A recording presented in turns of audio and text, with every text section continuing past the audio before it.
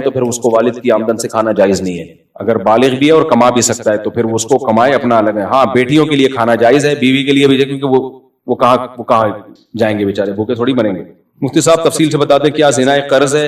ایسا یہ غلط ہے, لوگوں میں مشہور ہے کہ زنا ایک قرض ہے, آپ کی بیٹی اور بہن کو اتارنا پڑے گا. بالکل غلط ہے. کسی کے گناہ کی سزا کسی اور کو نہیں ملتی ہے. ہاں یہ ضرور ہے کہ جب آپ زنا کرتے ہو اور گھر والوں کو پتہ چلتا ہے تو ان میں وہ پاک دامنی رہتی نہیں ہے. وہ یہ کہتے ہیں یہ جب مزے اڑا سکتا ہے تو ہم بھی پھر پاک دامن لوگوں کو اکثر پاک دامن ان کی عورتیں بھی پاک دامن ہی بن جاتی ہیں. مرد خود خراب ہو تو اس کے اثرات, باپ شراب پیتا ہو تو بچے کہیں گے ہم نے پی لی تو کیا ہو گیا. یہی ہوتا ہے نا, وہ اپنی اختیار سے کرتے ہیں. ایسا نہیں ہوتا کہ اس کے گناہ کی سزا اس کو ملے, ایسا نہیں ہوتا. مفتی صاحب چپل الٹی ہوتی ہے تو ہمیں سیدھی کرنی چاہیے, ان کچھ کہتے ہیں اس سے یہ ہوتا ہے وہ وغیرہ وغیرہ. چپل الٹی ہو تو اس لیے سیدھی کرنی چاہیے کہ بری لگ رہی ہوتی ہے, وہ فٹے منہ کہہ رہی ہوتی ہے. آم کے چھلکے بھی جب ہم کھاتے ہیں نا, کچھ لوگوں کی عادت ہے چوس چوس کے ایسے ہی رکھ رہے ہوتے ہیں. بھائی الٹا کر کے رکھو. نہیں آئی میرا خیال ہے بات. اجتماعی طور پہ جب آم کھا رہے ہوتے ہیں چھلکے چوس چوس کے, بعض لوگ پلیٹ میں ایسے رکھ رہے ہوتے ہیں, چوسا ہوا حصہ اوپر ہوتا ہے, برا گھن آتی ہے اس سے. کچھ محفل کے کچھ آداب ہوتے ہیں, کچھ تمیز ہوتی ہے. تو میرے سامنے کوئی کھا رہا ہو نا, تو اگر کوئی میرے جیسا میرے لیول کا ہو تو میں اس کو بولتا ہوں بھائی بڑے بزرگ ہو تو میں کچھ نہیں کہتا, تو اس کو ہم اس میں یہ کہ بھائی اس کو الٹا کر کے رکھ دو. اچھا بعض لوگوں کو یہ عادت ہوتی ہے کسی کا جھوٹا کھانے کی, بزرگ ہیں, اب آم ہم نے چوسا ہوا, وہ کہہ رہے ہیں آپ کی چوسی بھی گٹلی میں کھاؤں گا. مجھے گھن آ رہی ہوتی میرا تھوک کیوں چاٹ رہا ہے بھائی. تو آپ کو عقیدت ہے لیکن انسان کو خود بھی نہیں چاہتا نا کہ میری گندگی کوئی کھائے. تو یہ بھی ایک گھن والا عمل ہے. کسی بزرگ نے بھی گٹلی چوس کے پھینکی ہو, بس نہیں چوسو اس کو. جھوٹا پینا میں تو کوئی حرج نہیں ہے, وہ تو نارمل ہے, لیکن گٹلی بھی چوسی بزرگ کی, وہ آپ چوس رہے ہو. تو بزرگ میں بھی اگر صفائی پسند ہوگا نا, اس کو اچھا نہیں لگے گا. انسان اپنی گندگی کو چھپاتا ہے, تو اسی طرح اپنا پسینہ یا اپنی گٹلیاں چوسی بھی اچھا نہیں لگتا کہ کوئی کھائے. تو اس لیے عقیدت میں ایسا کام کرنا جس سے عقیدت ہے اسی کو تکلیف ہو رہی ہو, یہ برا عمل ہے. تو اس لیے بزرگ کا جھوٹے پانی پی لیا کریں, بس اتنا کافی ہے. اس کی چوسی بھی گنڈیریاں اور اس کی چوسی بھی گٹلیاں مت کھایا کرو, یہ تھوڑا زیادہ ہو گیا.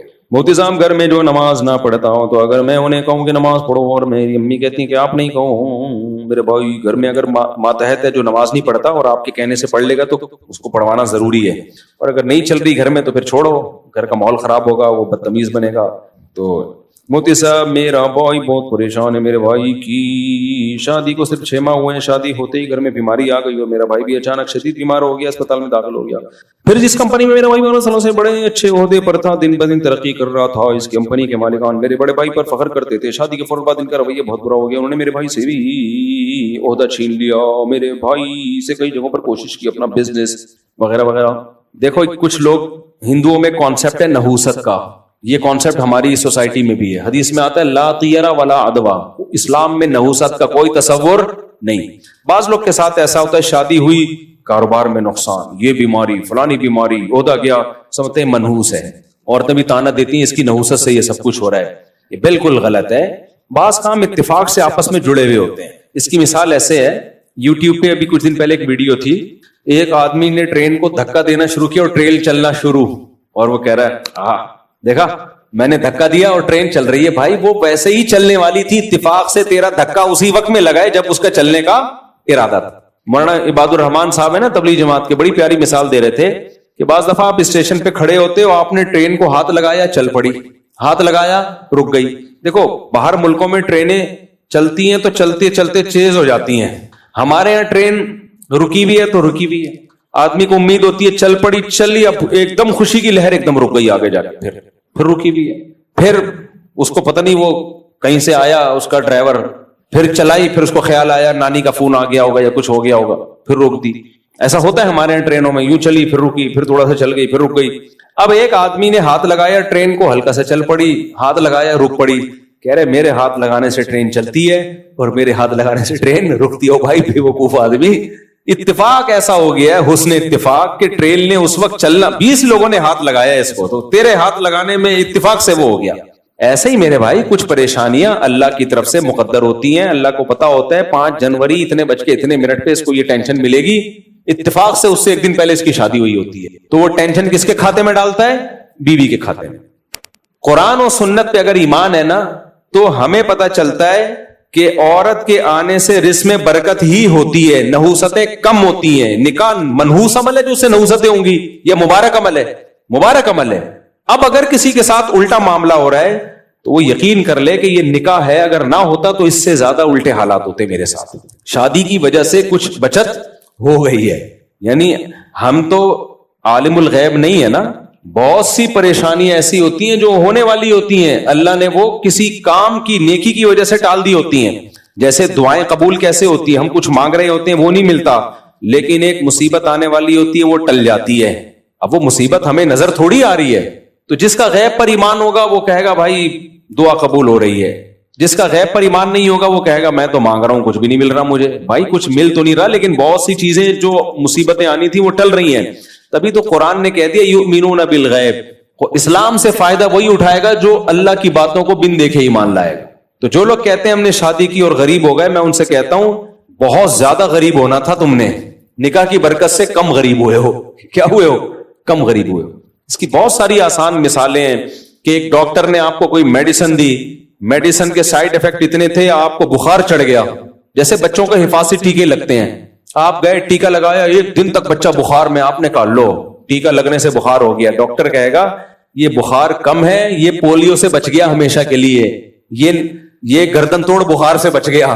اب چونکہ ہم نے تو نہ وہ گردن توڑ بخار دیکھا نہ پولیو دیکھا، تو اس لیے ہمیں کوئی فکر نہیں ہوتی. ڈاکٹروں کے سامنے رپورٹیں ہوتی ہیں، تو جب ڈاکٹروں کو بغیر دیکھے ایمان لے آتے ہو، اپنے بچوں کے کولوں میں جا کے ٹیکے لگواتے ہو اور بخار بھی کرواتے ہو صرف یہ کہہ کے کہ یار یہ کہہ رہا ہے کہ اگر نہ لگوایا تو گردن توڑ بخار کا خطرہ ہے، اس کے کہنے پہ ایمان لے آتے ہو. پھر بھی بخار ہوتا ہے تو آپ کہتے ہو کہ یہ بخار کم ہے، اگر ٹیکا نہ لگواتا اس سے بڑی بیماری ہوتی. تو اللہ کے کہنے پہ کیوں نہیں مان لیتے کہ یار بیوی کے آنے سے برکت ہی آتی ہے، نحوست نہیں آتی. تو نحوستیں اگر آ رہی ہیں اس کا مطلب یہ نہ آتی تو اس سے زیادہ نحوستیں آتی ہیں. سمجھتے ہو؟ یہ جو کہہ رہے نا آپ کے بھائی کا عہدہ بھی گیا، یہ بھی گیا، وہ بھی گیا، شادی نہ کرتے تو اللہ نہ کرے کہ کسی ٹرک ورک کے نیچے نہ آئے ہوئے ہوتے، اللہ بچائے ان کو. یہ امریکہ کی رپورٹ ہے، پتہ ہے اوہایو یونیورسٹی ہے نا امریکہ کی بڑی ریسرچ، ان کی ایک رپورٹ ہے، میں نے اپنی کتاب میں شائع کی ہے. وہ کہتے ہیں جو انہوں نے تجزیہ کیا نا، انہوں نے کہا شادی شدہ لوگوں کی زندگی زیادہ کامیاب اور ان کے پاس پیسہ زیادہ ہوتا ہے، بچت زیادہ ہوتی ہے. کنواروں کی، ان کے انگریزوں کے کنوارے کہہ رہے ان کی زندگیوں میں بچت نہیں ہے، حالانکہ ایکسپینسز کم ہیں مگر پھر بھی غریب ہیں. اور میرڈ آدمی کے ایکسپینسز زیادہ ہیں پھر بھی مالدار ہو کے دنیا سے جاتا ہے وہ. یہ امریکہ کہہ رہے ہیں. مدثر حسن صاحب لاہور سے، میرا سوال یہ ہے کہ اگر جنات سے دوستی ہو جائے تو قرآن کی روشنی کی حد تک جائز ہے؟ کہاں ہے بھائی؟ ان کو باہر نکالو یار. کون ہے جنات سے دوستی ہے اس کی؟ ہے بھائی کون ہے بھائی؟ ایسا نہ خود جن بیٹھا ہوا. بعض دفعہ نا کوئی ڈپریشن ہوتی ہے، کوئی نفسیاتی مسائل ہوتے ہیں، آدمی سمجھ رہے ہوتے ہیں میری جنات سے دوستی ہو گئی ہے، اس لیے پہلی فرصت میں کسی اچھے سے سائیکولوجسٹ کو دکھائیں، پھر بھی آرام نہ آئے تو سائیکیٹرسٹ کو دکھائیں. سائیکولوجسٹ کیا کرے گا؟ آپ کو سمجھے گا ٹینشن کیا ہے آپ کی زندگی میں، پھر بھی نہ ہو تو پھر آپ کو میڈیسن لینی پڑے گی. انشاءاللہ یہ جنات سے دوستی آپ کی ختم ہو جائے گی، اللہ کی رحمت سے پوری امید. میرا تعلق تبلیغ جماعت سے، بات جب تک دوستی ختم نہیں ہوتی تو آپ کم از کم ہمارے بیان میں نہ آئیں، ہمارے بیان میں تشریف نہ. میرا تعلق تبلیغ جماعت سے. آج کل مولانا طارق جمیل صاحب کے متعلق لوگ بہت غلط آراء قائم کر رہے ہیں، تو کیا مولانا صاحب کے بارے میں آپ کیا کہیں گے؟ فتنے پہ جتنا بولا جائے نا اس سے فتنہ بڑھتا ہے. جس کو صحیح رائے رکھنی ہے وہ صحیح رائے رکھے، جس کو غلط رائے رکھنی ہے وہ غلط رائے رکھے. اور بھی غم ہے زمانے میں محبت کے سوا. تو بحث ہی نہ کرو، ان کو اپنی زندگی میں جینے تو میرے بھائی. وہ بوڑھے ہو گئے ہیں، ساری زندگی دین کی خدمت کی ہے، اب آخری عمر میں ان کو تھوڑا سکون دے دو، آرام دے دو. اگر کوئی غلطی ہوتی بھی ہے تو بولو کوئی بات نہیں یار، اچھے کام اتنے کیے ہیں. اپنے بوڑھوں کو بھی تو برداشت کرتے ہو کہ نہیں کرتے؟ اپنے بوڑھوں کو تو وہ ایسا نا ان کو غصہ آ جائے مجھے بار بار مفتی صاحب بوڑھا کیوں کہہ رہے ہیں. بوڑھے ہو کے بھی صحت اچھی ہے ان کی، لیکن بہرحال ایجڈ کہنا چاہیے. اتنے ایجڈ ہو گئے ہیں تو ان کو چھوڑ دو اپنے حال پہ. اور بڑوں کے اختلافات میں نہ پڑو، جو بڑوں کے اختلافات ہیں ان میں نہ پڑو. تبلیغ کے جو اکابر ہیں وہ بھی ہمارے اکابر ہیں، مولانا طارق صاحب بھی ہمارے اکابر ہیں. کوئی اختلاف ہو علماء کو تو وہ علمی انداز سے بیان کر دیں کہ بھئی یہ ان کی رائے ٹھیک نہیں ہے، ہماری رائے میں یہ بات غلط ہے، ختم ہو گئی بات. یہ جو ٹرینڈ چلتا ہے نا ایک دوسرے کی ذات پہ کیچڑ اچھالنے کا، یہ ٹرینڈ ختم کر دو، بالکل ختم ہو جانا چاہیے اس میرے دوست. اور یہ یاد رکھو جہاں انسان ہوں گے اختلافات ہوں گے. یہ جو تصور ہے نا کہ دیندار لوگ آپس میں محبتوں سے رہتے ہیں، میرے سامنے لوگ آتے ہیں میری 4 بیویاں محبتوں سے رہتے ہیں، چھوڑا کرو کسی اور کے سامنے، پھینکا کرو کسی اور کے ساتھ. کتنا ہی نیک ہو، مرد ہو بیوی ہو، پھر بھی جھگڑے ہوں گے، پھر بھی اختلافات ہوں گے. صحابہ میں ہوئے ہیں، ہمارے نبی کی اپنی ازواج کے ساتھ اختلاف. آپ صلی اللہ علیہ وسلم 1 مہینے کے لیے گھر سے باہر چلے گئے تھے, حالانکہ امہات المومنین دنیا کی افضل ترین عورتیں ہیں, اور سید الانبیاء دنیا کے افضل ترین, اللہ کے بعد سب سے بڑا مقام نبی کا.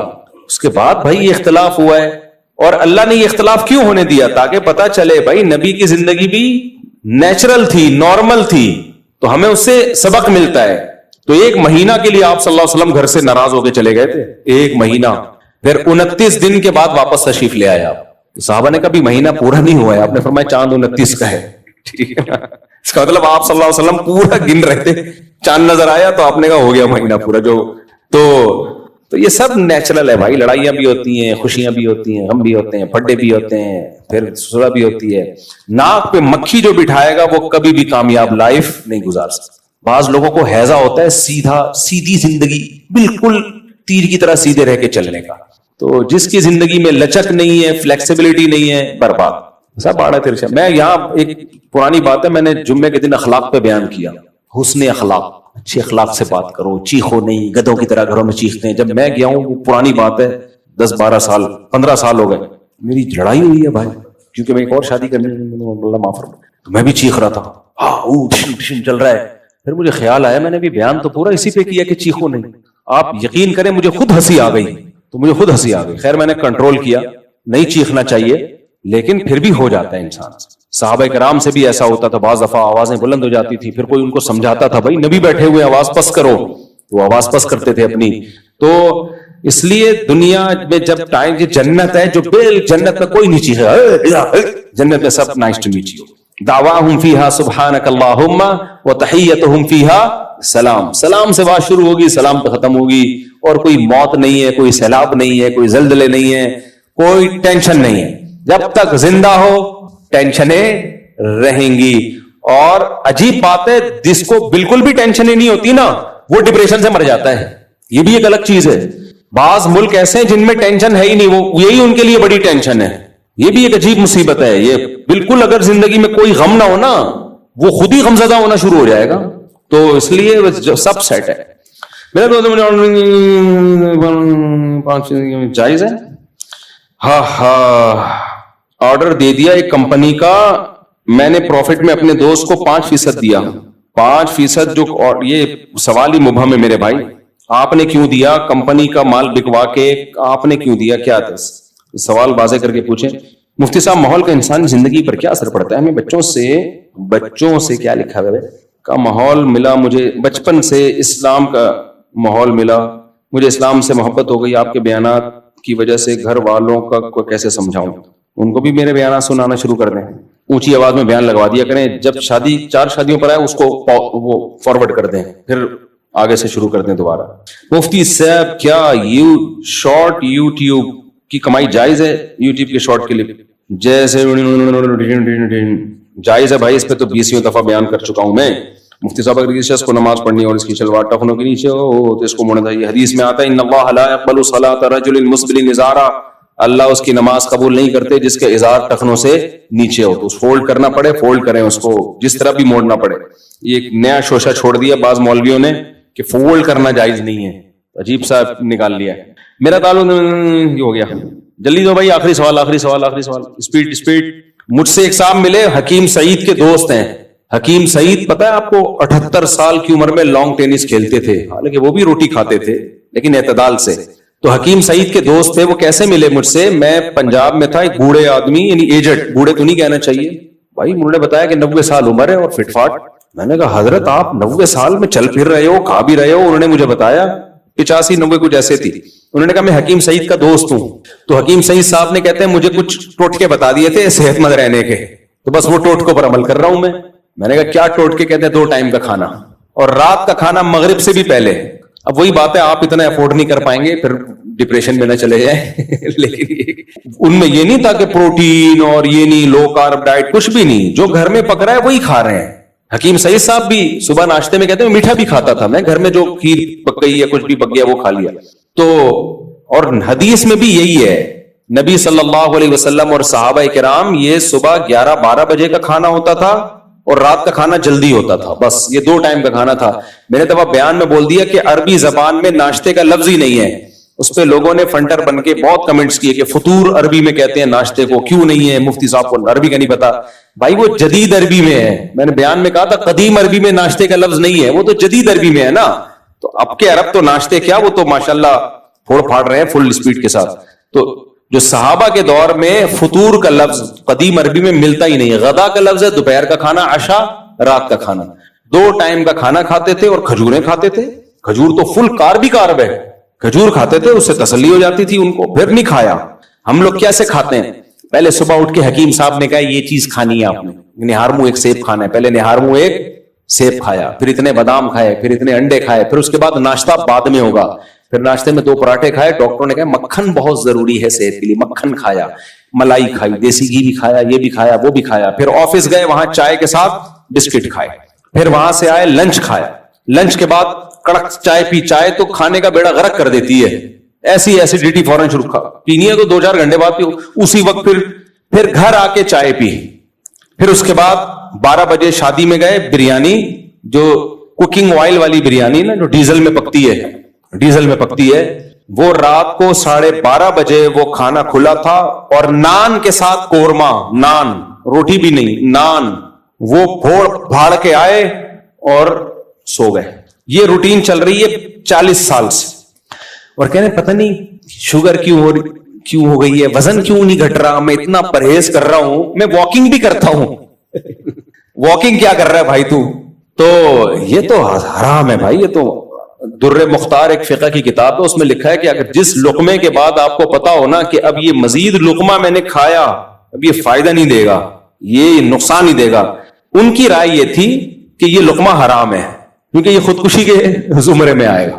تو خدا کی قسم، صحت سے بڑی دنیاوی نعمتوں میں نا، صحت سے بڑی کوئی نعمت نہیں ہے دنیاوی نعمتوں میں. پشاور سے آئے ہو، ماشاء اللہ.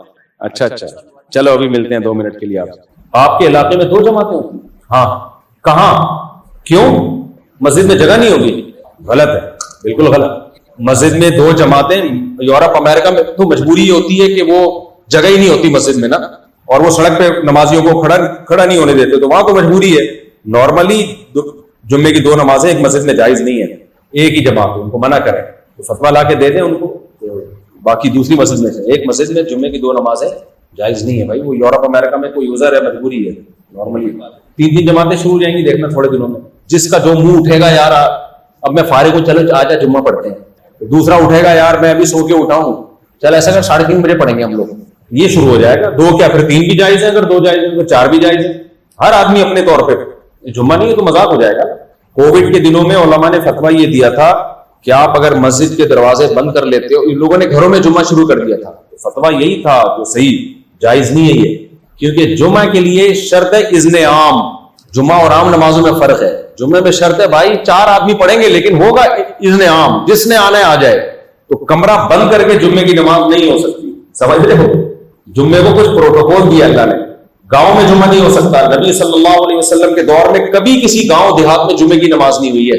ینتابونا، حدیث کے الفاظ ہیں، دیہات سے صحابہ کرام مدینہ آیا کرتے تھے جمعہ پڑھنے کے لیے، باریاں لگاتی. اس دفعہ تمہاری باری ہے تم جاؤ، اس دفعہ تم لوگ کی باری ہے تم جاؤ، ہم یہی رہیں گے. اس لیے جمعہ گاؤں میں جائز نہیں ہے. ایک اہل حدیث نے میرے خلاف کلپ بنایا تھا اور کہا کہ نبی کے دور میں گاؤں میں جمعہ ہوا ہے، اور بحرین میں کوئی گاؤں نکال کے لائے تھے. وہ ریفرنس دیا تھا. بھائی بحرین کہاں تھا؟ تو بیچ میں کوئی گاؤں نہیں آیا جس کی مثال ملی آپ کو. اور وہ جو جس کے بارے میں کہا جاتا ہے بحرین میں کوئی گاؤں تھا، تو وہ گاؤں نہیں تھا، وہ بڑا قصبہ تھا، شہر کے حکم میں تھا وہ. تو یہ تو خود اس کی علامت ہے کہ بیچ میں کسی گاؤں میں نماز نہیں ہوتی تھی. جب نبی کے دور میں نبی یعنی صحابہ نے اپنے گاؤں دیہاتوں میں جمعے کی نماز قائم نہیں کی ہے. اچھے سے حکمت کیا ہے؟ حکمت اس میں یہ ہے کہ اسلام نے جمعے کو ایک پروٹوکول دیا ہے. گاؤں دیہاتیں یہ کوئی آبادی نہیں ہوتی نا اس میں، تو آبادی ہوتی ہے تو باقی ساری سہولتیں نہیں ہوتی. تو جمعے کی نماز کا ایک پروٹوکول ہے کہ وہ جمعے کے دن ہوگی جو افضل ترین ہے، اور اس میں اذن عام ہوگا، سب کو آنے کی اجازت ہوگی. وہ شہر میں یا بڑے قصبے میں ہوگی. ہمیں صاحب نے بتایا کہ کینیڈا میں، امریکہ میں، یا پتہ نہیں UK میں، میں بھول گیا، ملک بھول گیا. کہہ رہے ہم نے انگریزوں سے بات کی کہ بھائی جمعے کے دن ہمیں دوپہر کو چھٹی دی جائے، کیونکہ ہم لوگوں نے جمعے کی نماز پڑھنی ہوتی ہے، اور آپ لوگ کے یہاں چھٹی سنڈے والے دن ہوتی ہے. تو وہ گورا کہنے لگا تو آپ لوگ ایسا کرو، جمعہ سنڈے والے دن کر لیا کرو. جمعہ کیا کر لیا کرو؟ سنڈے والے دن کر لیا کرو. تو بیچارے کو نہیں پتا تھا کہ جمعہ بھائی جمعے کے دن ہی ہوتا ہے. تو جمعے کو اللہ نے ایک پروٹوکول دیا